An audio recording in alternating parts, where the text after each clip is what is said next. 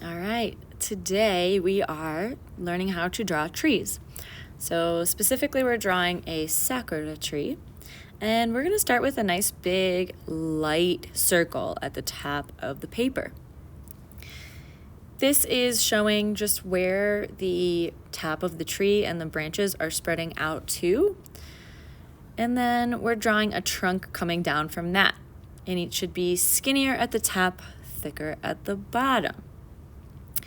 So now you'll see I'm adding my branches in, and it's simply just a wavy line up to a point. Keep that point nice and skinny, and then come back down, making the branch thicker towards the trunk. You'll see I'm doing this pretty fast. I've had lots of practice, but you should take your time and go nice and slow. And when you're adding additional branches, if there's a little line cutting it off, you're going to want to erase those lines so it's all part of the tree, unless they're in the background behind the other branches. You'll see here I'm adding branches on branches, doing the same thing. I'm making them smaller than the branch it's on. It wouldn't make any sense if there was a branch bigger than the branch it's on, so make them a little smaller. And some overlapping, so I'm drawing this branch behind some other ones. Overlapping shows more space. And I'm just doing the same kind of pattern for my drawing for every branch. Wavy line out to a point, keep it skinny, and then follow that line back into the tree, making it thicker towards the trunk. Erase any lines that are kind of cutting it off, and just keep adding more and more branches. The more you add, the better your tree will look. If you notice, my tree didn't look so great at the start, but the more I add these branches, the better it's turning out. I'm also trying to stay within that circle I drew. So that circle is my guide. We'll erase it later before we color.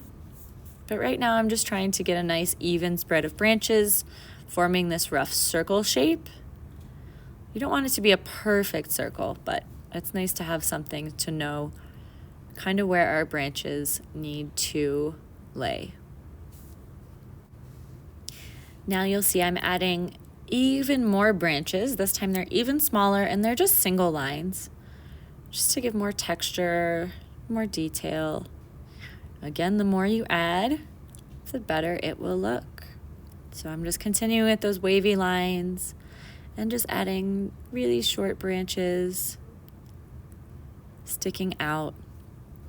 The general direction is you're going out and up for the branches, so you wouldn't see a branch go straight out and then down. That would look silly. So we need to go out and up kind of at a diagonal, but don't be too strict. Make sure you're being kind of loosey-goosey and free-handed with it. And most importantly, you should be having fun while you do this. Don't take it too seriously. Just do your best. Stick with it. Trust the process. And see how it turns out.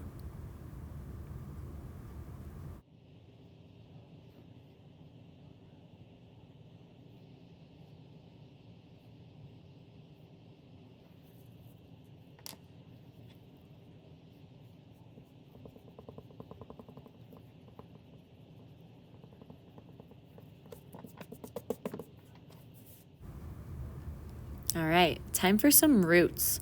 We're going to follow the same pattern that we did with the branches, making wavy lines that come to a point at the tip, and they are thickest where they meet up with the trunk, and they get thinner as they go down and out.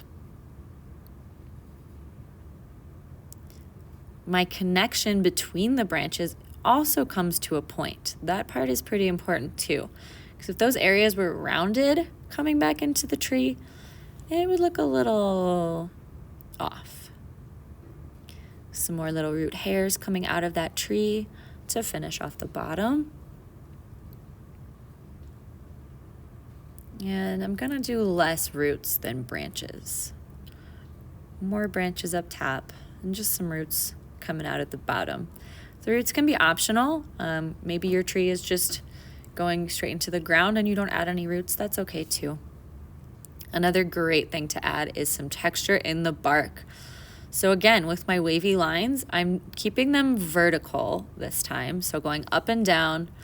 And sometimes I'm making little points and closed off shapes, and sometimes it's just a single line. Just filling in that space, kind of going all the same direction and fading it off into the branches.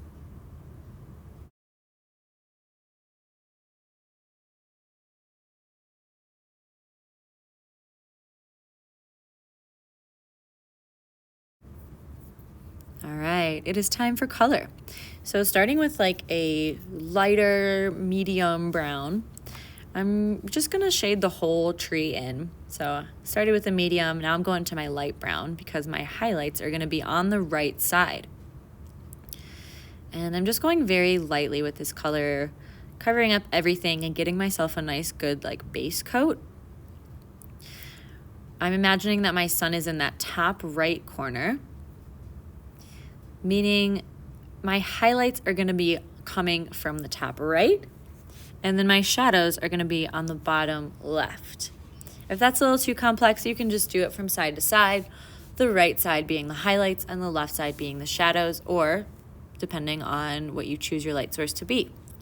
I've got kind of this like hole or crevice in my tree, so I'm shading that super dark with my darkest brown right now. And I'm also using that dark brown to go over all of the texture in my bark, just covering up those pencil lines I made, making it look a little bit more finished. You also are gonna wanna take this dark brown and kind of make a nice, clean, dark edge on the darkest part of the tree for the shadow. Since my light's coming up there from the top right, my shadows would be on the opposite side. So my shadows are on the left. I'm gonna shade that in nice and dark, starting with a super hard pressure line along that left side and then gradually blending it into the lighter colors on the right side.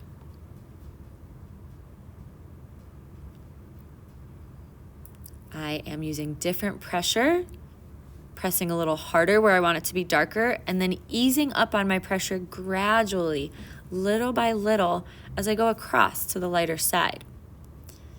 On that right side, you can use some white mixed in with your lightest color brown. And just really paying attention to making sure it's nice and gradual so it looks more realistic. Do the same thing all the way up into the branches, making sure not to scribble or go too fast. We don't want to lose any of that awesome detail that we drew originally. But spread that color, stick with the shadows and the highlights on the sides they're on, and carry it all the way up into the branches. Making sure that it's faded and that you have nice clean edges. You'll notice how I outline my shapes. So I'm doing the darkest edge first, and then I can fill in the color the rest of the way, making nice clean lines, staying inside the lines with the pencil I made. Outline first, then fill. So these lighter branches on the right side are gonna have much more light brown, and the branches on the left have a lot more dark brown to show my shadows and highlights.